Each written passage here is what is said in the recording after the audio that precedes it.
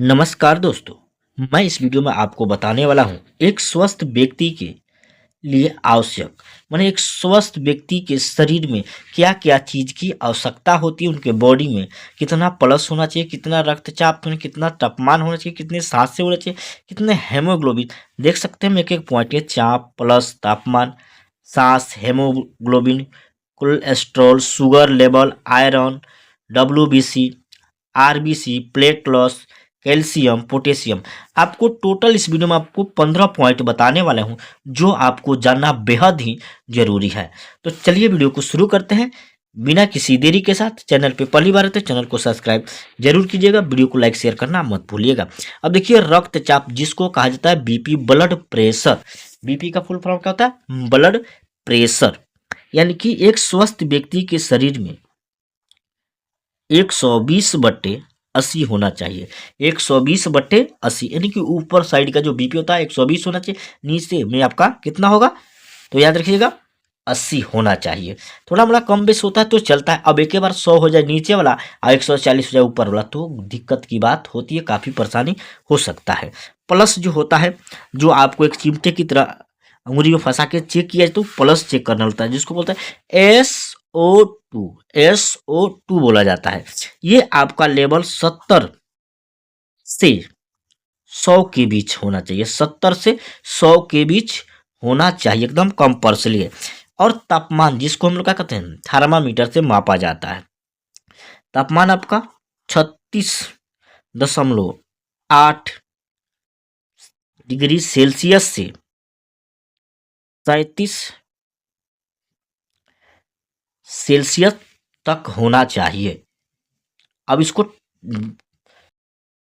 ये सेल्सियस में या फ़ारेनहाइट में हो जाता है। जैसे 99 डिग्री होता है तो आपको बुखार होता है, 100 डिग्री होता है तो आपको बुखार होता है, 97, 98 होगा। अब देखिए, लेडीज में आपको 98.6 होता है और पुरुष में आपको 98.4 होता है। याद रखिएगा, पुरुष में 98.4, लेडीज में 98.6 होता है टेम्परेचर। किस में? फ़ारेनहाइट में। ये आपको सेल्सियस में बता है।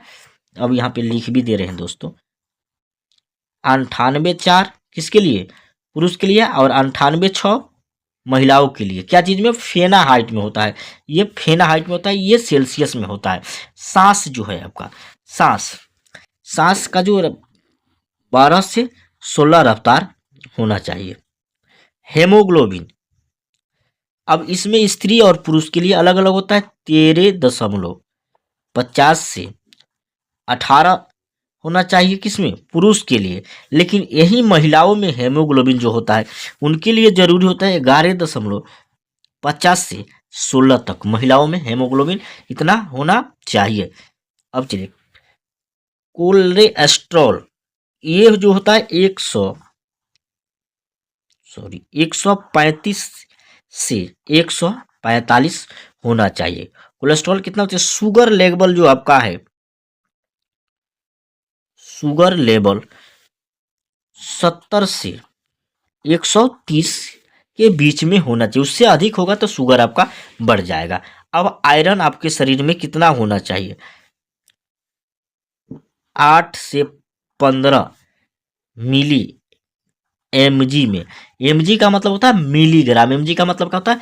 मिलीग्राम। और WBC का फुल फॉर्म होता है श्वेत रक्त कोशिकाएं, WBC। ठीक है, व्हाइट ब्लड सेल्स। अब ये जो आपके बॉडी में होना चाहिए 4000 से, यानी कि 4000 से 11000 के बीच में होना चाहिए।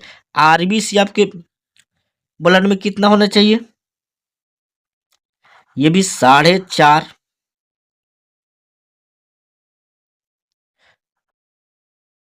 मिलियन से 600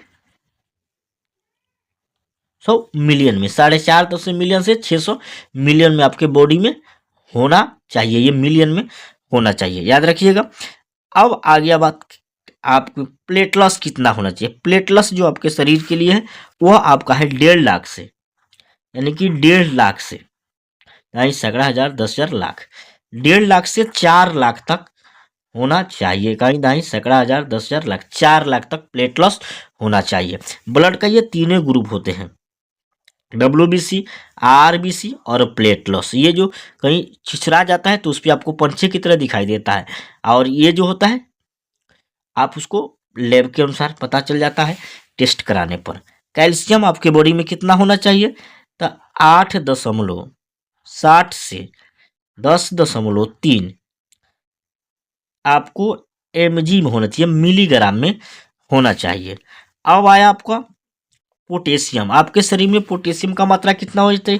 3.50 से 5 तक होना चाहिए। ये भी mg में, मिलीग्राम में आपके बॉडी में होना चाहिए, जिससे आप संपूर्ण रूप से स्वस्थ हो सकते हैं। आई होप दोस्तों वीडियो आपको अच्छी लगी तो वीडियो को लाइक शेयर और चैनल को सब्सक्राइब जरूर कीजिएगा। फिर से मिलेंगे अगले वीडियो में, तब तक के लिए बाय। वीडियो देखने के लिए बहुत बहुत धन्यवाद।